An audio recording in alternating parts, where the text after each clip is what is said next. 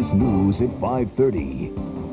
A family picture is torn apart, and while a killer is in jail, the family says there is more punishment to come. That's the wrong tape. We apologize for that. Good evening to you. I'm Gayle King. And I'm Dennis House. The family of Susanna Serb went to court today looking for someone to take the blame for their mother's death. The man who shot her is serving life for the crime, and now it's his employers the Serb family wants to see in the defendant's chair. Channel 3's Melissa Francis joins us now from the newsroom. Melissa? Well, Gayle and Dennis, it was an emotional day in court. Lawyers described Susanna Serb looking into the face of her killer just moments before she died. Members of her family wiped away tears just a few feet away from the jury, who will decide, is the security company which hired Serb's killer to provide safety responsible for her death?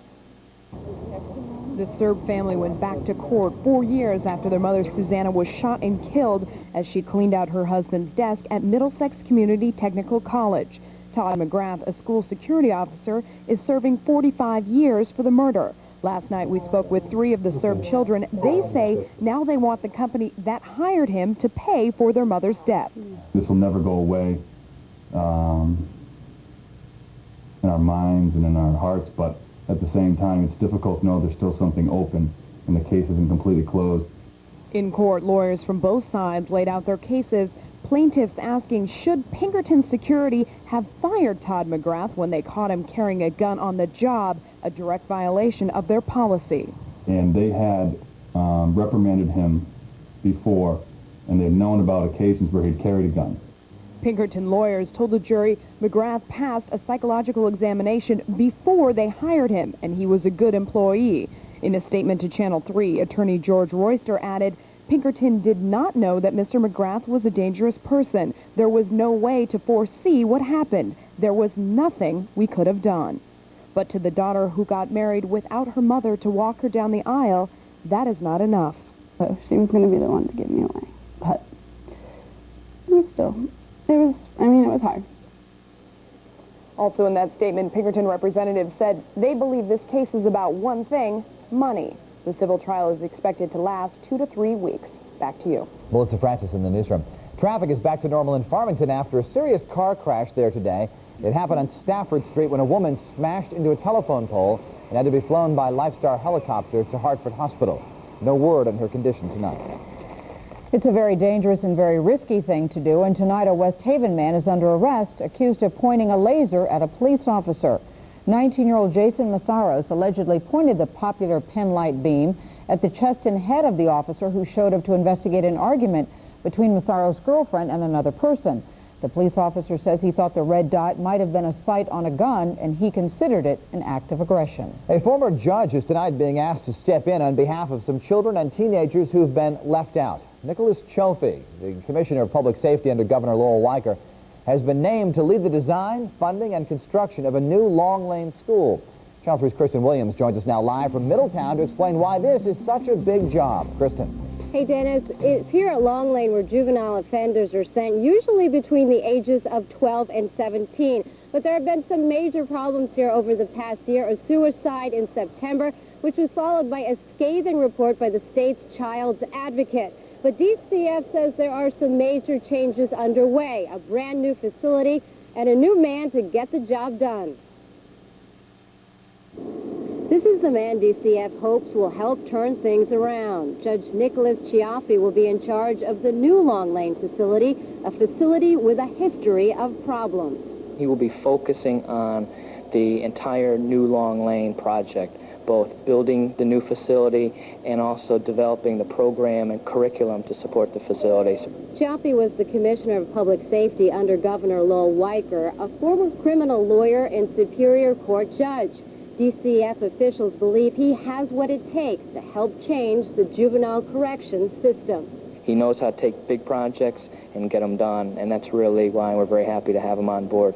And making things better will be a big project. This past September, a 15-year-old girl committed suicide here, and a subsequent report by the state's child's advocate showed major problems, including some teens shackled for extensive periods of time, buildings in total disrepair, and a lack of mental health staffing. But today, Linda Pierce-Presley had this to say about Chofie's appointment. I can't think of anyone better qualified to take on this task. I think it's a tremendous step forward for the children of Long Lane. Now, construction on the new Long Lane School hasn't started yet. That project is currently out to bid. In the interim, DCF has said it has made some changes in here for the better, but they are looking forward to that new facility with Judge Chiaffi overseeing the project. That's the story for now. Back to you, Dennis. Kristen Williams live tonight in Middletown. Gayle? Well, another blast of snow is heading our way. Miles Muzio joins us now with your forecast first. Miles, how's it looking to you? Well, it looks pretty good for the next 12 hours. We're going to be seeing cooler conditions, and I think we're probably going to see pretty clear conditions. But tomorrow we're going to see this area of snow. There's a winter storm watch up for an interesting little swath of Connecticut. It's the northern portion of the southern counties, and that's really for 24 hours from now. So not to worry over the next few hours. Here's the forecast first for those next few hours. Temperatures dropping into the teens and ultimately into the single digits. A very cold night tonight, clear, calm, cold. Along the shoreline, temperatures will be in the 20s and then dropping into the teens overnight as the moon comes up for the 6 hours after midnight. Well, are we going to see much snow? I'll tell you exactly how much I think we're going to see when I come back in just a few moments. Gayle? Want to hear it. Thank you, Miles. Now it's the Senate's turn in the impeachment process of President Clinton. It officially began this morning with the swearing-in of Supreme Court Justice Rehnquist, who then administered the oath to all 100 senators. They will serve as the jurors in Bill Clinton's impeachment trial. Now, after the oath was read in the chamber this morning, all members of the Senate pledged in writing to act as impartial jurors in this case, which alleges, as you know, perjury and obstruction of justice. The only other Senate impeachment trial against Andrew Johnson came from political divisions over Civil War reconstruction. In that trial, senators took 74 days to acquit Johnson by a one-vote margin. The House has voted articles of impeachment in 15 cases against Johnson, a Supreme Court justice, a Secretary of War and senator, and 11 federal judges. The Senate has convicted 7 officials. All of the judges, 6 other officials were acquitted, and 2 resigned. In New York City tonight, police continue to investigate the frightening killing of a woman who they say was pushed in front of a subway train by a man described as psychotic. 32-year-old Kendra Webdale was buried today. The suspect is a schizophrenic. Now, police are trying to determine if Andrew Goldstein tried to do this type of thing before. Big question tonight about the internet. Is the Nuremberg Files free speech or an illegal hit list? The website lists names and personal information of doctors who perform abortions. The names of doctors who are killed are crossed off, and those injured are shaded in gray. The lawsuit alleges that the site violates a federal law that bars activists from inciting violence against abortion doctors and women who seek their services. Opening arguments are set to begin later in Portland, Oregon. A liquid leaking out of a suspicious package sent a Georgia office building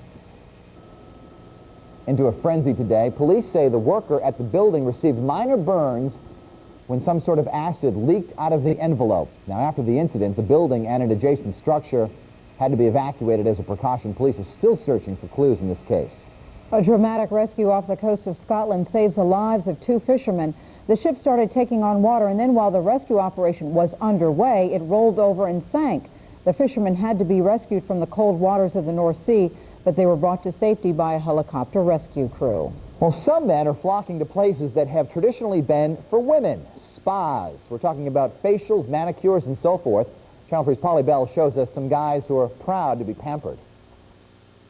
Under this gauze is the new trend in day spas, men getting spa treatments. We're seeing about 35% of men coming in, which is typically a higher number than any other spa. It's usually 20%.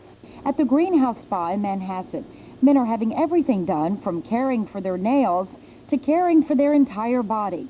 But some of the repeat nail clients say they were hesitant to come in at first. As a male, you sort of go through this whole, like, this is a very feminine thing, it's a vanity thing. And I suppose as a male, we'd rather work out or jog and do the vanity thing that way as opposed to the surface stuff. Some spas, like Georgette Klinger in Manhattan, are catering to their male clientele by creating entire sections just for men. We are at about 25% now of our services that are for men, which includes everything from a manicure all the way to a haircut, styling, scalp treatment, facial, body massage. About 6 months ago, my daughter gave me a gift certificate. Kenny Coyle is the perfect example of how most men get introduced to a spa treatment. He says although he hesitated in the beginning, That hesitation went away once he got his first facial. It felt good, actually. And then when it was over, you know, your face and your skin just feels very clean and refreshed, and it was pleasant. Is that something that, can you see yourself lying on that table? I don't think so. Really? No, I'm just saying. No, Oh, Dennis, it's great. Really? Yes. I'm going to get you a certificate. It's not for me. Okay. You never know. Why have beepers and cell phones replaced chewing gum in the schools? That story is coming up at 6 along with this report. This is Kevin Hogan of the Animal Shelter in Guilford. They don't have just one cat, or two, or three, or four. They actually have 28 that they're looking for a home for. I'll have that story coming up. But next at 5:30, Deborah Kent examines the best luggage. It is tough, and will it survive through the airport and baggage control? That's next on Eyewitness News at 5:30 right here on Channel 3, covering Enfield, Deep River, Woodbridge, and your hometown, too. We'll be right back. You're watching Channel 3 Eyewitness News, Connecticut's news station. Tomorrow. You've heard it numerous times. Save as much money as possible as early as possible. But if you save through your 401, it may actually cost you. Eyewitness News this morning, weekdays from 5:30 to 8 a.m. Inspired by Oprah's Angel Network, many of you answered our call for help. And now 3 local families look forward to new homes in the new year. Fleet Bank, Carrier Corporation, and Channel 3 would like to thank you for supporting Hartford's Habitat for Humanity. Last year was a history-making year for the airlines. For the first year ever, since commercial flight began, no one was killed in a plane crash in the U.S., a commercial plane, that is. Over 600 million people flew in 1998. The FAA says the crash-free year is the result of work between the government, airlines, and the aerospace industry to make flying safer. And since we're talking about flying, now that we're really in the midst of winter, taking a quick trip to someplace nice and hot may be on your agenda these days. Wouldn't that be nice? Yeah. Everyone wants the trip to be hassle-free, and that often means durable luggage. Yeah. Consumer Reports magazine has tested some luggage, and Deborah Kent is here now with their results. Have you often been in baggage claim and you see the tape around the bag? It's because they've obviously been through the mill? I have put some tape on bags before. I know that feeling. Well, we don't want that to happen. No, we don't. They all may look the same, but Consumer Reports found a big difference. And they say it can save you big money if you buy the right bag. Now, most of the bags they tested 18. Most were soft-sided, a few were hard-sided. The dreaded luggage tumbler in Consumer Reports lab gives bags a rough time to see how well they'll hold up to tough treatment. After 1,000 rotations, some of the bags emerged badly damaged. Peter Heinlein found some of the worst hit were hard-sided suitcases. The wheels broke right off, and the shell cracked in several other locations. Some of the soft-sided bags didn't survive either. Seams pulled open, zippers tore loose, covering ripped. The welting is tearing through the covering. One of the feet broke off.